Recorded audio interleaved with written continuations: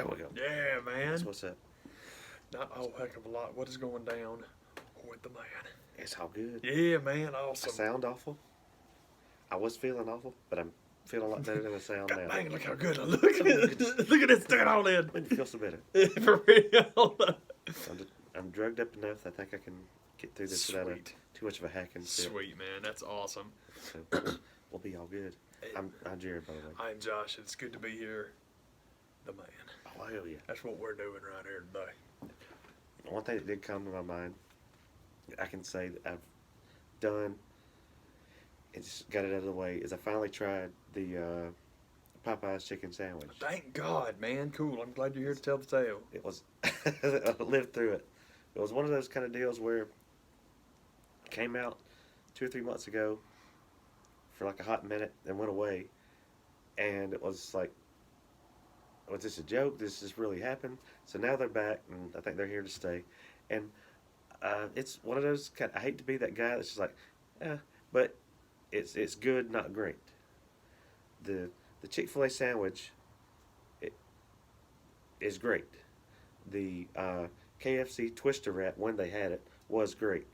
The Bojangles chicken biscuit with pimento cheese is great. This is it's a good chicken sandwich. I'm thinking maybe it had to do with where I had mine, because I didn't get the total grasp, but I was dealing with the top brass in the kitchen. I didn't feel that, but I don't get the hype behind it. I don't get where people are being stabbed over it and fights going on and people and the truth thing that came out about that story with old buddy getting stabbed, because everybody thought, oh my God, how could that happen? Well, what happened was the story came out and he was a line breaker, and then I was thinking, well, maybe he didn't deserve to get stabbed, but at least he could poke. You just don't do that. So the best compliment I feel like I can give it, I would have it again. Yeah, that's all that matters. I would give another one, and I would be willing to give it.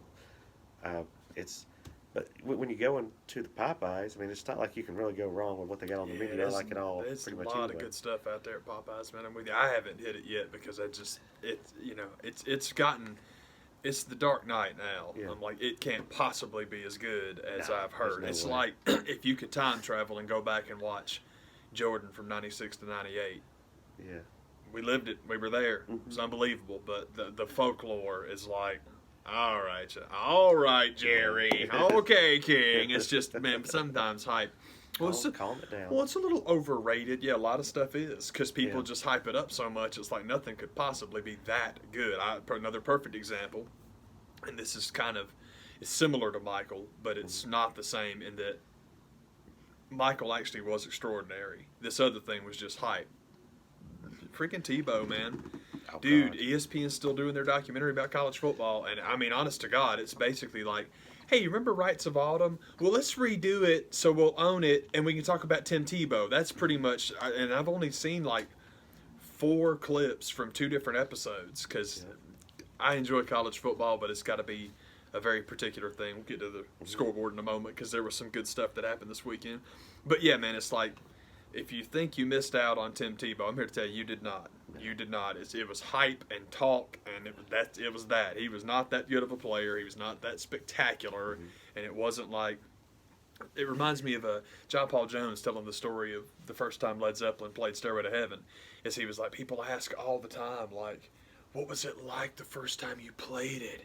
I mean, did like the heavens open and light shined on the stage? And John Paul Jones is like, no, the first crowd we played it for was bored to death because it was this slow tune for 7 minutes and they wanted to hear stuff they knew, like a whole lot of love. It's like just sitting there looking at their watches waiting for it to be over. They were not down. It's like, yeah, it was a new song that no one had heard before. They did not care. Me and Big Kev, we're in the back. We don't care. We don't care. we don't care. But that's pretty much all I did this weekend. Was I ate a chicken sandwich and watched Disney Plus. Yeah, man. Disney Plus, I mean, it lived up to the hype. I was down with it. Yeah, man. I dug it. Couldn't help myself. I just wanted to see the Mandalorian that bad, and it.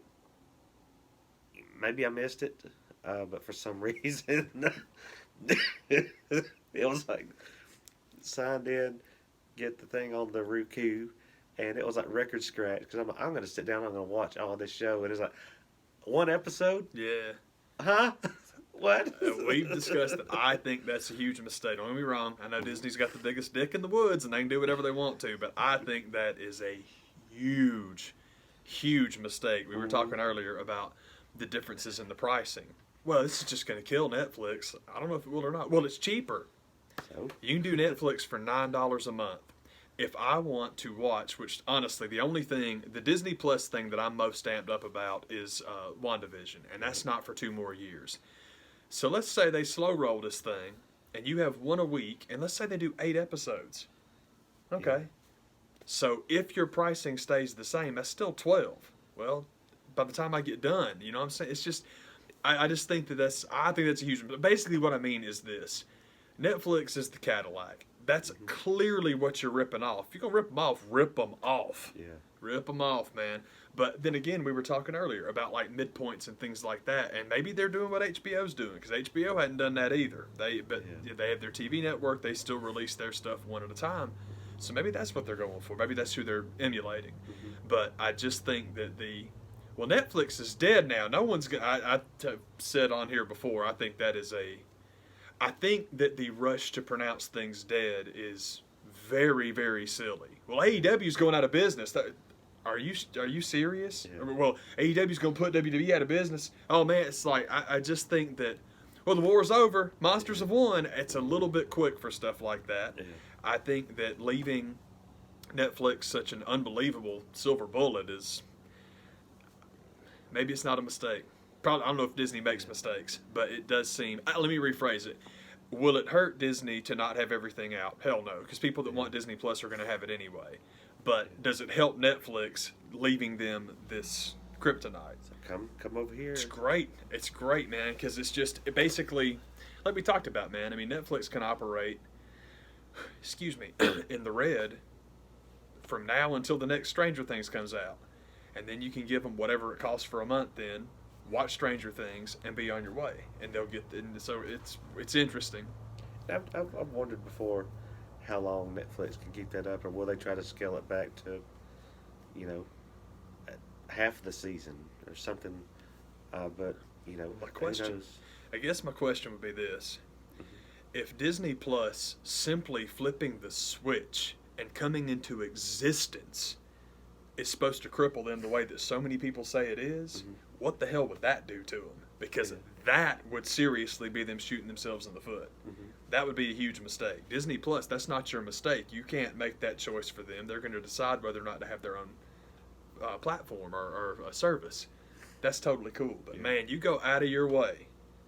Man, Disney not wanting to be like Netflix, they can get away with it. They're Disney, but Netflix then being like, we're going to be more like Disney. Huge. That's a huge mistake. I hope they don't ever do that. They shouldn't do it now, but I wondered that back years before Disney Plus, when that was going down that way, and people the idea of binge watching the show had just started. I was like, well, how long can this hold up? And apparently a lot longer than I thought it could. Oh, man.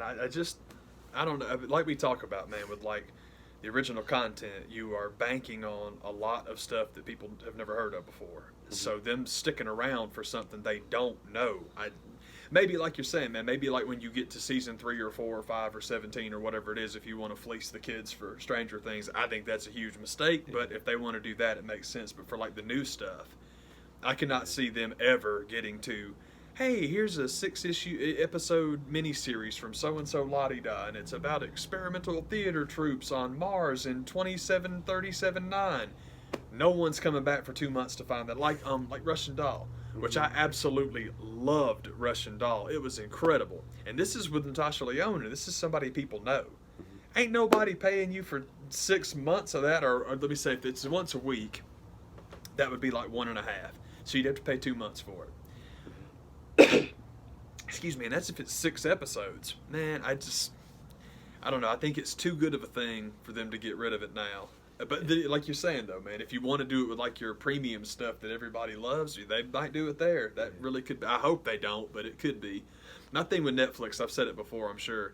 I love Netflix, and because I like this is a crappy way to say it, but it's the truth. I love Netflix because I love the desperation of Netflix. Because they need content so badly, they will say yes to less traditional stuff. Like, for example, we mentioned Russian Doll a minute ago. Maniac. Watch Maniac and then tell me if that will ever wind up on Disney. It won't, because there's no need for it. Disney's got their thing. They know what they're doing. Yeah. So we were discussing this, man. Like, there's it's strange. We'll transition to that. It's about, like, the midpoint. HBO Go or Plus or whatever it's called, for some reason, fascinatingly enough, is the perfect midpoint between the two. It's most expensive of the three, but that's okay. That's all right. But that might work, actually. That's interesting you mentioned that about them, like, getting away from that. Once you've established a show, like first season, like season ones, I think sticking them out is a great idea. But yeah, that might be something they do. It feels like I don't know. I'm still down with a lot of the I like the Netflix for this comedy specials, and some of the original shows I'm down with. But when it came to the Disney stuff, I didn't just to have what they call the vault, and it was just I think that's the way to go as far as the stuff I want to see. And yeah, I hadn't done a total deep dive on it, but I went back and watched one of the movies that I still think is like underrated from the time that it came out till now is like The Great Mouse Detective. Yeah. It's one of those movies that it reminds me of a friend of mine who that was just like his jam back in the day, and he would always want to have it on. I was like, I don't get it, but went back and watched it. Like, okay, this was a lot better than I gave it credit for. But then I watched. I was still kind of like a Halloween kind of mood when I first turned it on, and I watched the Mr. Toad and Ichabod Crane special, and some of that stuff just doesn't hold up as far as just from what I remember it being and what it actually is. From what I can see it now, I'm like, man, Ichabod's just kind of like a tool. It's like he just goes around eating nonstop, and that's about it. That's it. That's the story. You've seen it. That's pretty much him. And I for some reason I remembered my version of the story that I created in my head was that he turns up again at the end. You pretty much kind of led to believe that he's dead. He dies. He's gone. So it's like that is not what I remembered in the slightest. And the Mr. Toad part, it was one of those kind of. It's good to get it out of the way because I mean, it's one of those kind of, man, I don't remember much of this at all, and this is kind of getting kind of draggy. You're like, why did they put these two together?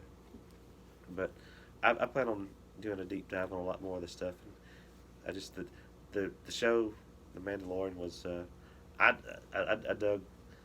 So far, I've seen the first 2 episodes, and I've seen a release date schedule of the episodes, and I think it's right up until the first of the year.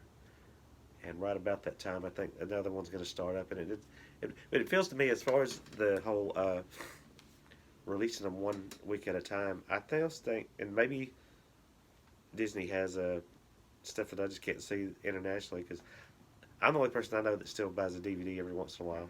I think they have it in their head, but we're still in the DVD, 4K, Blu-ray selling business. I hope so.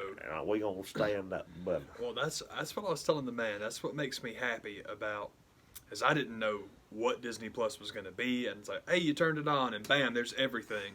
Mm-hmm. So I officially saw the other day that, we mentioned it a minute ago, WandaVision is like 2021, and that's really good, because that's plenty of time between now and then to see what they're going to do, because I really would like to watch that. But man, if they're going to keep doing DVDs, which I hope they will, I would much rather just buy that straight up and then have it, because that's cool.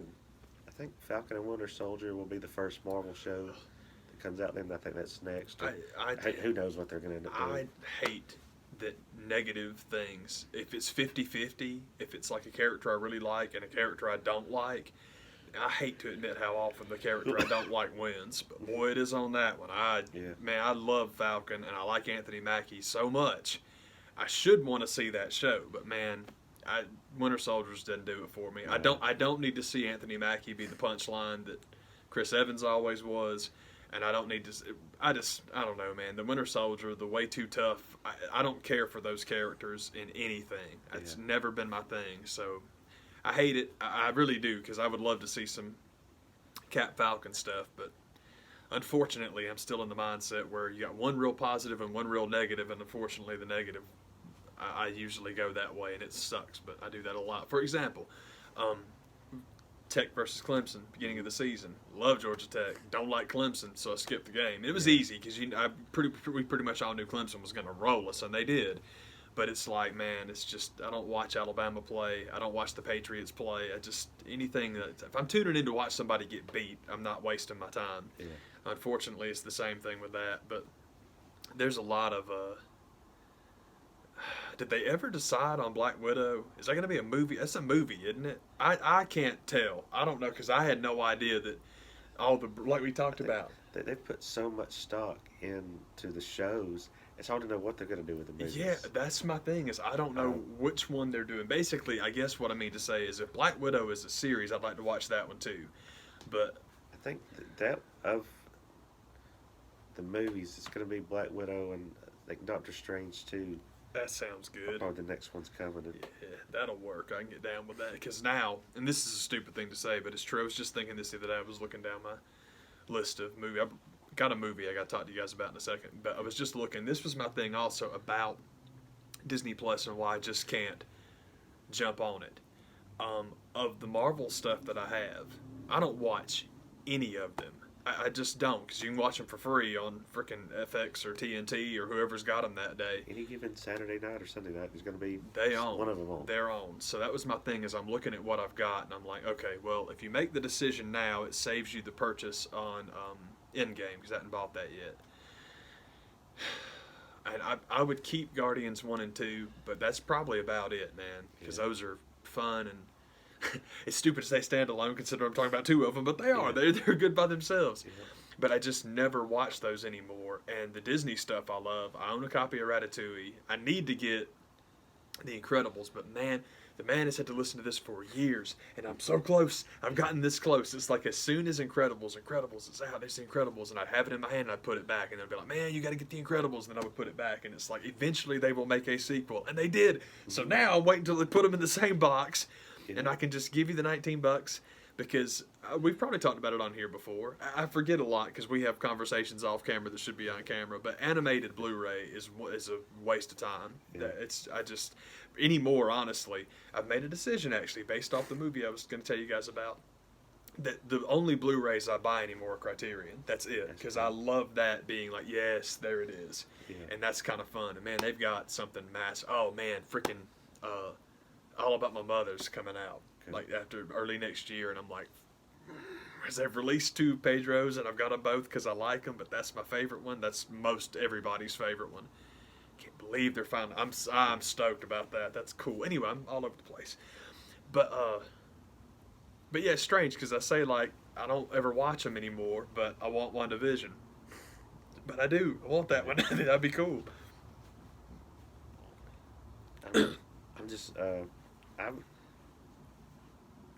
That's pretty of the DVDs that I have gone out and bought in the past year. They've all been Marvel stuff. So that's the only ones that I actually do have, but I don't have as many as I used to. Yeah, I understand. Because I'm the same way. I was snapping them all up, and then once I got them, I'm like, It's not a mistake. I'm glad I had them, and some lucky duck on eBay will get a nice little haul. And that's the other thing that I'm talking about animated stuff. People got butt hurt with the Disney Plus. And I had forgotten this was even happening until like a week before the app went live. Was part of the whole Fox acquisition was now we have The Simpsons, and people got butt hurt about. And I went back and I watched the first Treehouse of Horror just to see if it's as bad as people said it was. And you had the people talking about the aspect ratio, and I guess what really makes it bad is Fox pretty much told them that we've already fixed this on they had a Simpsons World website. people complained to us then about it being off, so we fixed it. So you're gonna have to fix this, and they were like, no, we're not, and people hated it. And you have to really be pretty nitpicky to notice something like that, because I mean, it's still The Simpsons. You can still go check it out and enjoy it. As far as what's on the screen, but when it comes to the Blu-rays and the animated stuff, I'm like, man, you just save that money and get 2 DVDs for DVDs, and have the same look on the screen that you were going to get in the first place. Yeah, I agree totally, man. So that's the thing. It's like, you're right. Sorry, I ended up getting sidetracked. But whenever the little double pack, the double DVD of Incredibles comes out, I will be very happy to get. And I haven't seen the second one yet, except that I've seen the first one. So basically, according to everyone, I've seen the second one. Yeah. But it's cool. I'm going to stick around and hook it up. I'm excited because I love those. So Ratatouille, Incredibles. I need a copy of Lilo and Stitch, and part of me has this weird hankering to get a copy of Atlantis because that was really cool. I loved Atlantis just because of what it looked like, and then I watched it and I'm like, God, this is cool. I've heard rumors that was one of the live action things. I don't know if that's true or not, because the rumor that Fill in the Blank is the next live action Disney thing is probably out there for everything they've ever done. Yeah. So I'm not really sure if I saw something that was real or I just saw something that was wishful thinking. But it did get me thinking back on that movie, and man, that one's cool. I'm trying to think of like what Disney movies I gotta have, and pretty much got them. Well, I don't want. I've got one, and I'm waiting on the other 2. But I think Pixar's as amazing as everybody else does, man. But there are not a ton of those. It's weird. It's like we were talking about with Scorsese versus Marvel. Pixar's like Scorsese. There's a lot of them that are really good, but there aren't many of them I want to watch all the time. Yeah. It's like I saw Up. I saw it. I saw WALL-E. Yeah. I saw it. I think WALL-E's great, but I've seen it. It's like... Can't revisit that one as often as some people do. Man, I had a copy of it at one time, but my mom was like... oh, for Pete's sake, I don't remember who it was she was watching now, but it was... I can't believe I don't remember who that was, man. It seems like it was one of the people she was working with at the time, and their daughter came over and was hanging out with us and was watching it and loved it. And I was like, because she was like, yeah, I love that movie, so it's cool. And we got talking. And I don't know how, I just asked her, you got this one at home? She's like, no, I have that one yet. So I'm like, well, cool, take it home with you. So there was that, where it helped me out because I was going to get rid of it anyway. Yep. And it's like, cool, somebody neat's going to wind up with this. So get home. yeah, totally. It's like, all right, this is cool. This will work out well. I don't want to watch that junk again. It depresses me. Yeah. Get this out of my house. Yeah. Do me a favor. But yeah, man. Anymore, I bounced back to... like we said, getting off Blu-ray and doing DVD. I came across this list. I was just searching for something to read. I think it was Paste magazine. Paste.com might be a website, but they had done a list of like, these are the 100 best French movies of all time. And I'm like, right on, let's read this. This will be fun, man. This is cool. So I just went through and made a list of the ones that I hadn't seen that I wanted to look at. And there were a couple that were like things that I had seen that I really liked. And pretty much... I did something you shouldn't do, where it's a little picture. And boy, it takes forever for that article to load up because it's loading all the pictures and the advertisements and all that. But if you hang in there, it'll throw pictures up and then it'll give you just this really short little blurby write-up. And they're good. I mean, like the reviews are really the people that, if you're writing something like that, clearly it's not a criticism. It's something that you like and you're trying to turn people on without telling them too much. And man, it's all these different... a bunch of different people, because it's like the site had like compiled this, or it was a compilation from somewhere else. It wasn't one person telling you this one, then this one, because 100 movies, ain't seen all of them. Mm-hmm. But it was cool, man. Got me all fired up, and I came across one called Nocturama.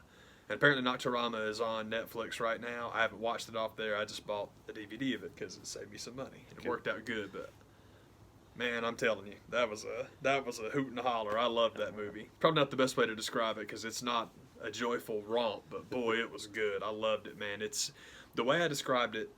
This is the short version because I don't want to get too much into it. But if you've ever seen Fight Club and you imagined, what would a day in the life of Project Mayhem be like? That's pretty much what it is.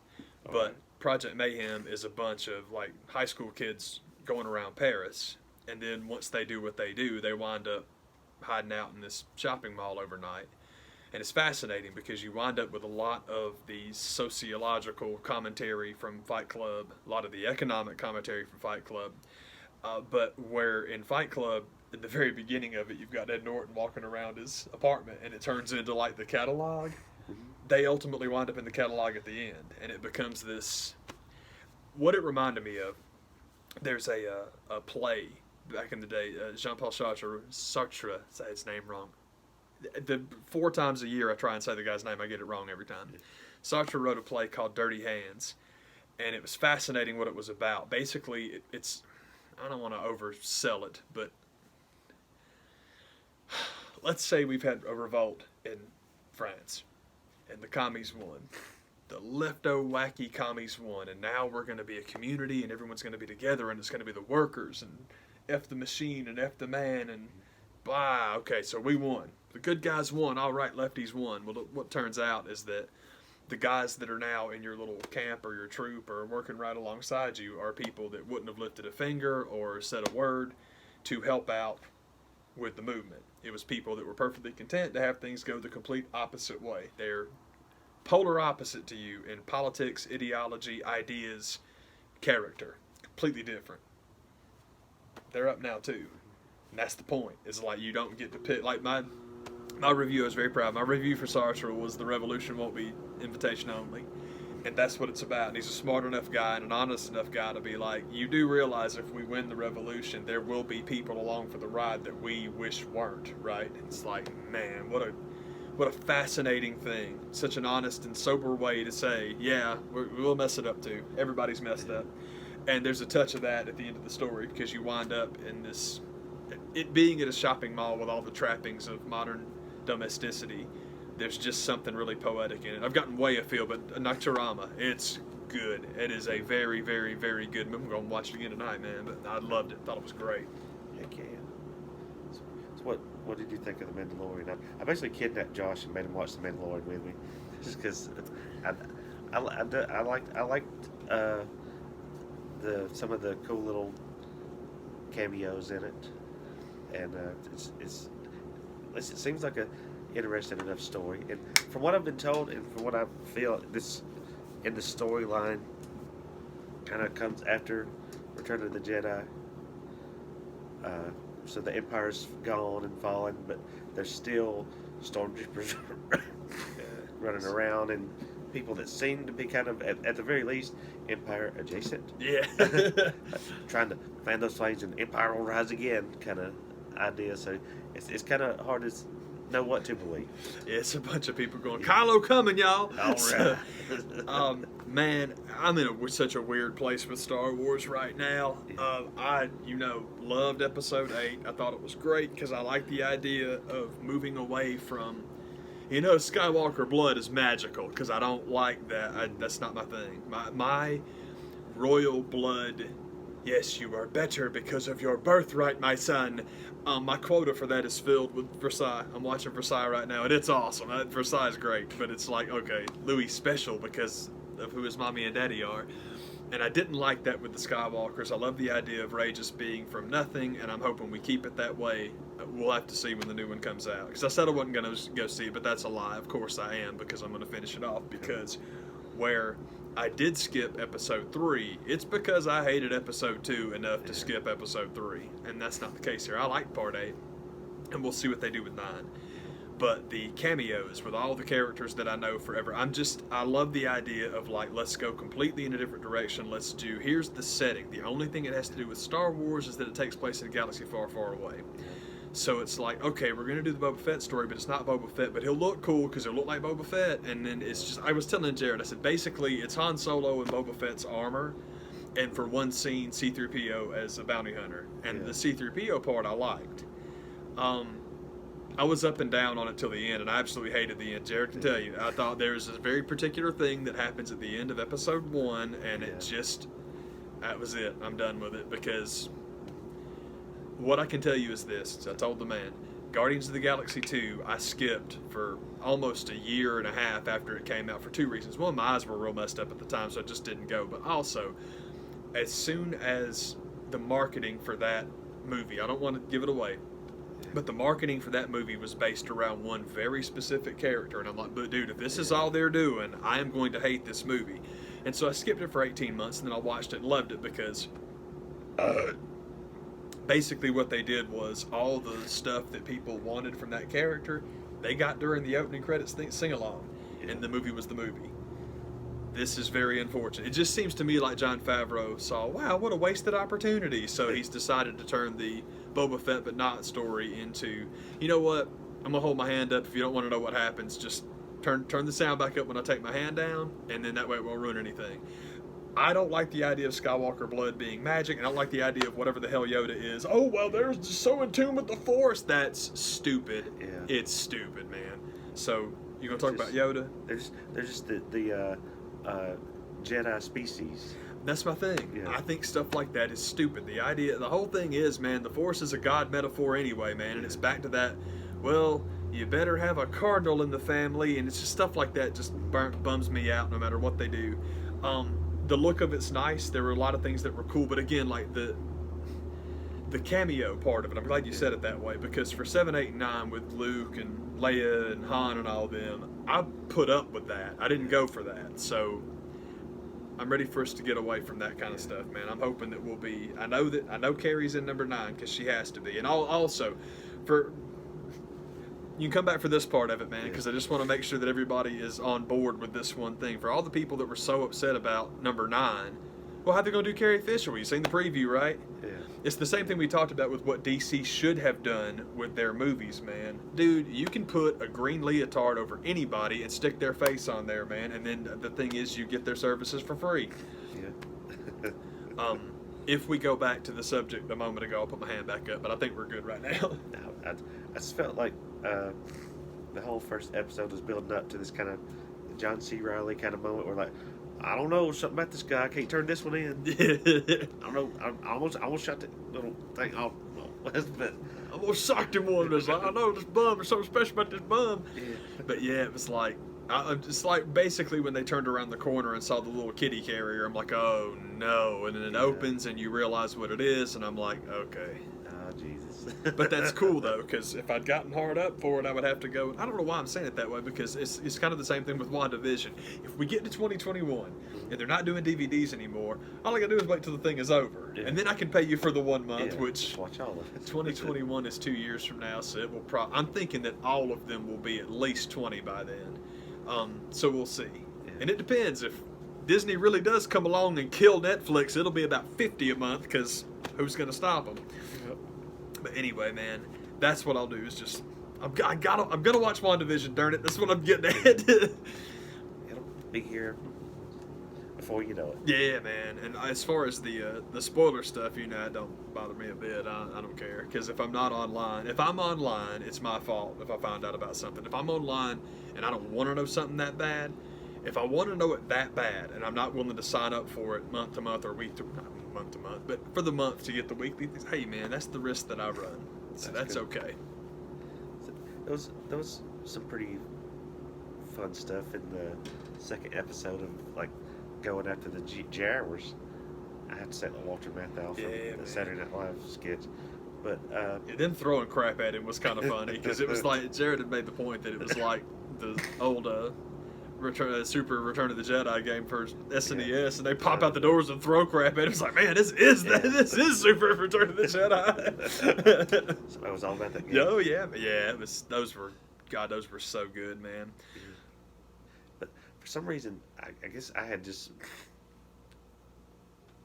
got my between episode 1 and episode 2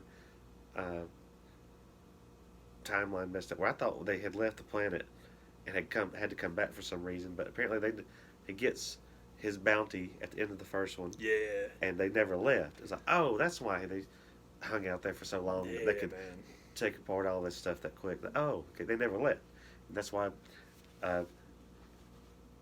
Gogari and Nick Nolte is still able to help. They're still hanging out. It's like, I'm going to show up and fix everything. That's right. It'll be fine. Bye-bye. Don't worry about it. I have spoken. So, and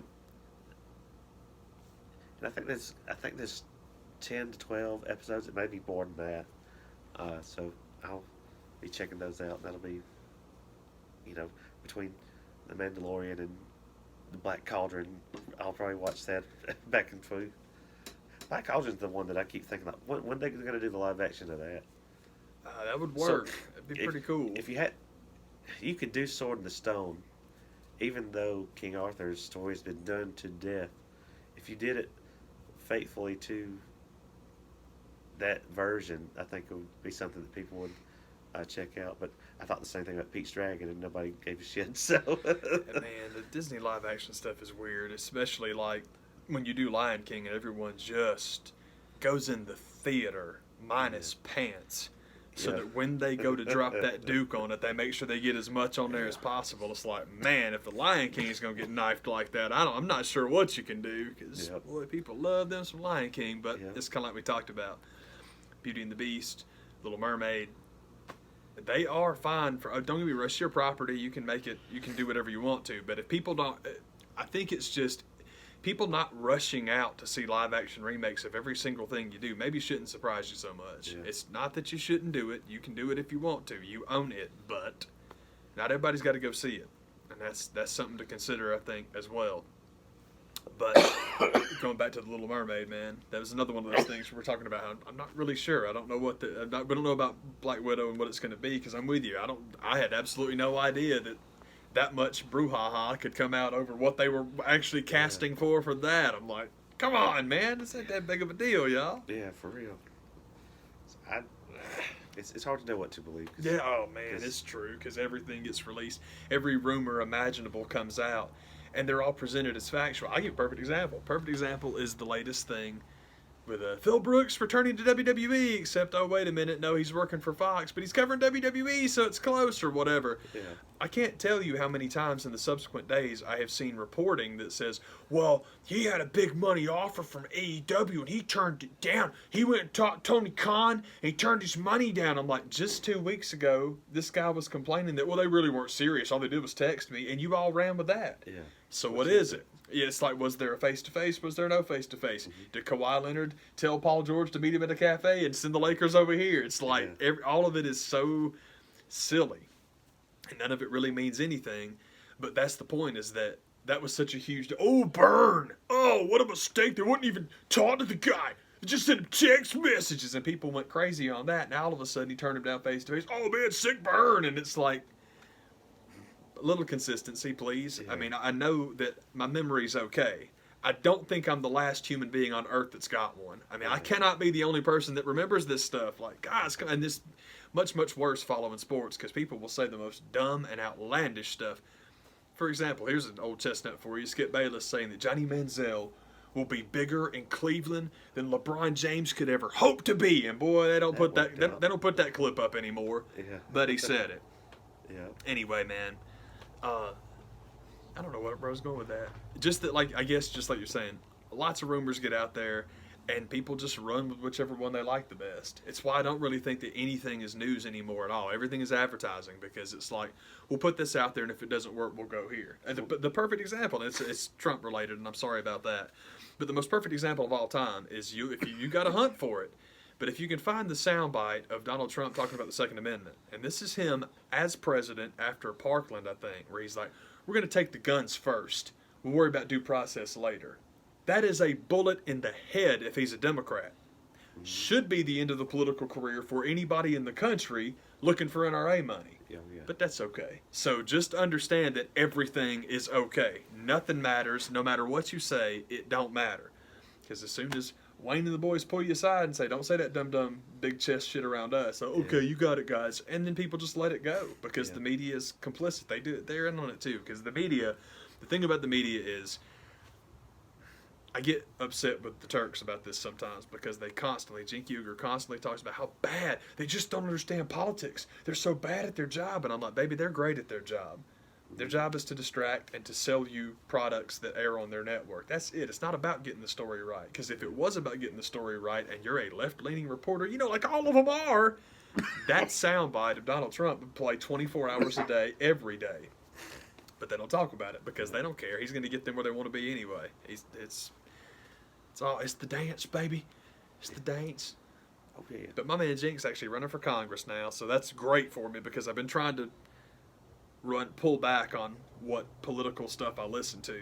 And if if he's not going to be on the Turks anymore, that's great because I can just eliminate it because I really like him. And they've got a reporter, like almost more of a field reporter named Emma Vigeland. Emma's the best. She is the best thing on the Young Turks, but she's never on there, so that's not the same.